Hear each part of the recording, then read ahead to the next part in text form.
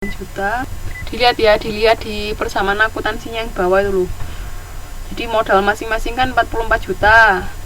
Terus ada utang 18 juta, terus aktiva non kasnya awal kan 128 juta sama kasnya 22 juta. Nah, terus setelah realisasi itu sama pembagian laba, pembagian labanya tadi 5:3:2. Di situ dilihat kan realisasi tadi aktiva non kasnya laku 145 juta. Halo? Dengar suara saya? Halo, halo? Halo? Hilang. Halo? Halo?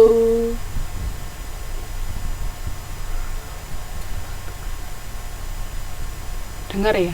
Halo? Sudah dengar? Halo? Sekarang dengar? Halo? Halo? Tes, tes. Tes, tes. Tes. Sekarang dengar suara saya? Internet. Oke. Saya lanjutkan lagi ya.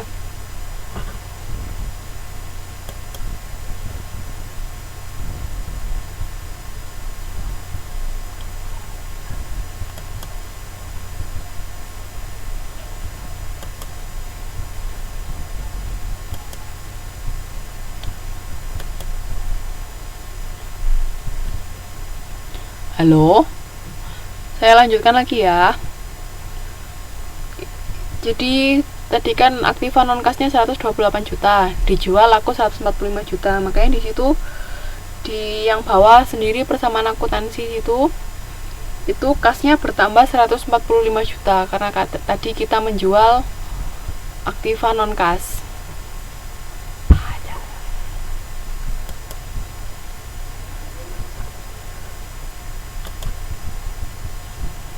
Kita menjual aktiva non kas kan sebesar 145 juta. Nah, itu masuk di kasnya bertambah 145 juta. Terus aktiva non kasnya berkurang 128 juta karena sudah dijual semua. Habis itu labanya yang tadi 17 juta itu dibagi rata, enggak dibagi rata. Dibagi berdasarkan proporsi ke masing-masing sekutu. Tadi kan si Mono 5:3:2, berarti Mono 5/10 kalikan 17 juta, si Nuri 3/10 kalikan 17 juta, terus si Otong 2/10 kalikan 17 juta, ketemu masing-masing 8,5, 5,1 sama 3,4 juta. Di situ tinggal dilihat, oke, ditambah jadinya ketemu kasnya 167 juta, terus modalnya masing-masing bertambah. Nah, sekarang habis itu kita melunasi hutang. Jadi hutang kita 18 juta itu diambil dari kas. Berarti kasnya berkurang 18 juta, hutangnya juga habis. Nah, habis itu kan masih ada sisa. Masih ada sisa kas 149 juta. Ya toh.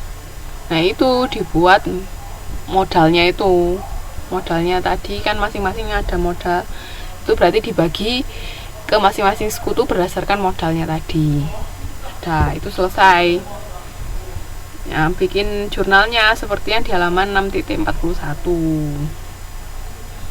Paham? Itu kalau laba ya.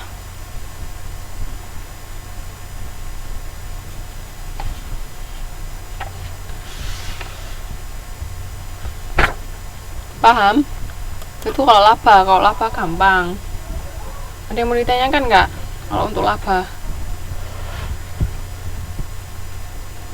Gimana? Ada yang mau ditanyakan? Kalau nggak ada, saya masuk sekarang ini rugi. Kalau tadi kan labanya 17 juta. Nah, di sini perusahaan ternyata setelah menjual aktiva non kas hanya laku 78 juta, berarti rugi sebesar 50 juta.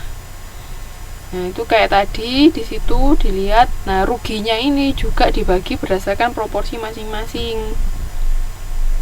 itu nanti mengurangi modal. Bisa dilihat di halaman 6.42, itu kan ruginya 50 juta. Jadi kalau si Mono 5/10 kali 50 juta, terus si Nuri 3/10 kali 50 juta, sama si Otong 2/10 kali 50 juta. Jadi masing-masing modalnya berkurang.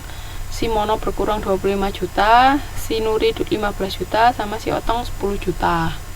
Karena rugi kan. Nah, jadi modalnya berkurang semua. Nah, di situ masih ada kasnya, masih ada sisa. Nah, sekarang bayar hutang. Hutangnya 18 juta, itu diambil dari kas. Makanya sisanya 82 juta.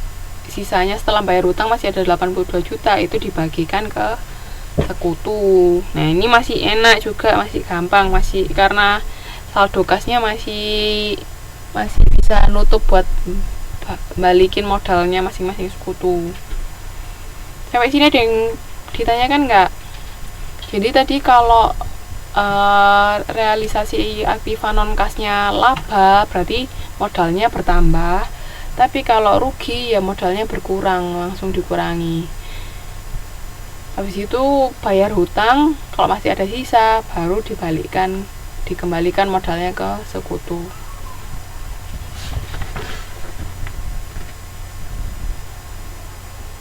Sampai sini ada yang mau ditanyakan nggak?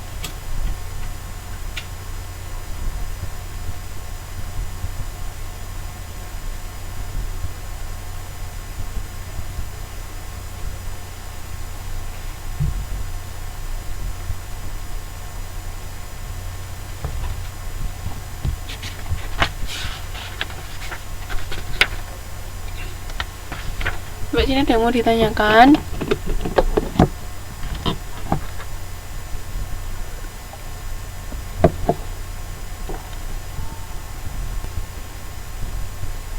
Halo?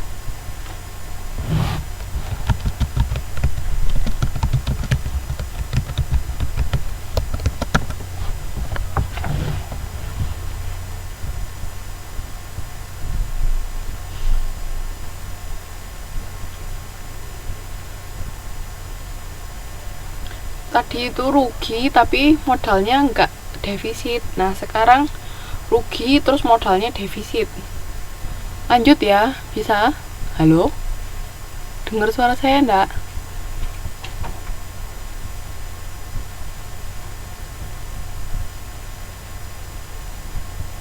Halo?